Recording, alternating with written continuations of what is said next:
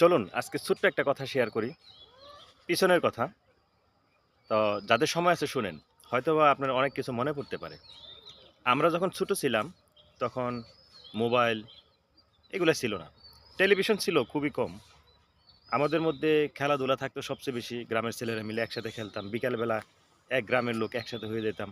কত আনন্দ ছিল। মুহূর্তটা কি ভিন্ন রকম ছিল।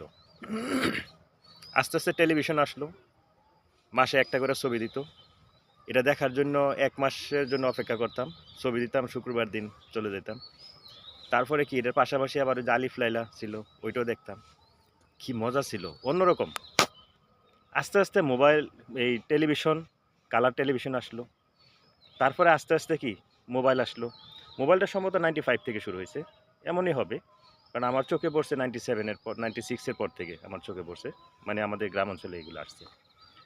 তো দেখেন তারপরে কি হইলো? আস্তে, আস্তে মোবাইল আসলো।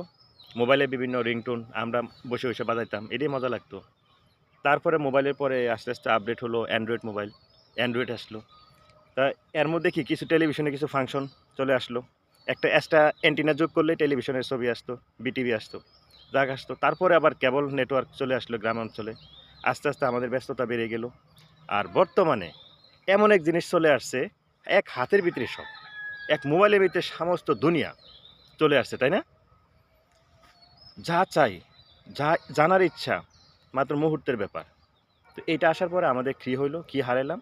আমাদের পিছনের শৈশবে যেই একটা মধুময় যে স্মৃতিময় মধুময় একটা দিন ছিল, এই দিনগুলো আমরা হারিয়ে ফেলছি।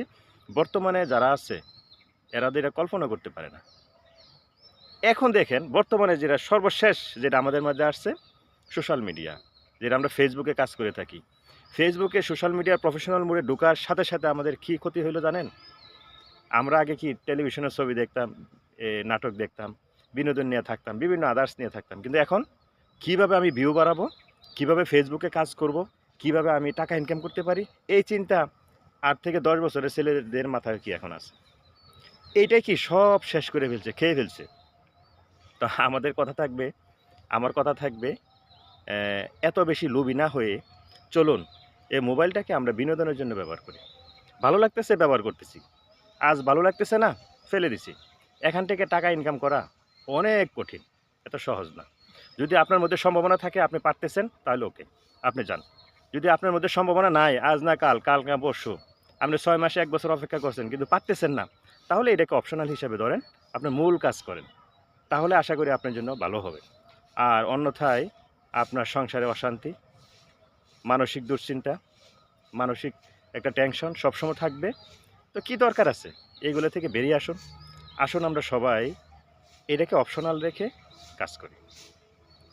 তা জানি না আমার এই কথাগুলো আপনাদের কাছে কেমন লাগলো। যদি ভালো লাগে তাহলে শেয়ার করতে পারেন বা কমেন্ট করতে পারেন, জানাতে পারেন আমাকে হ্যাঁ, আপনার কথার সাথে আমি একমত বা আপনার কথাতে এখানে দ্বিমত আছি। তাহলে আমি চেষ্টা করব এই কথা কি আরও কীভাবে ভালোভাবে আপনাদেরকে বোঝানো যায় সেই দিকে নজর রাখতে। তবে আমি আমার ব্যক্তিগত কথা বলে আপনাদের সাথে শেয়ার করলাম।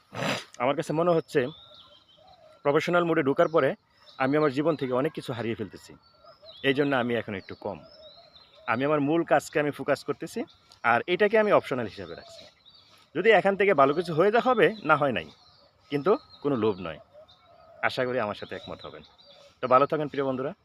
পরবর্তী ভিডিওতে দেখা হবে। আল্লাহ হাফেজ।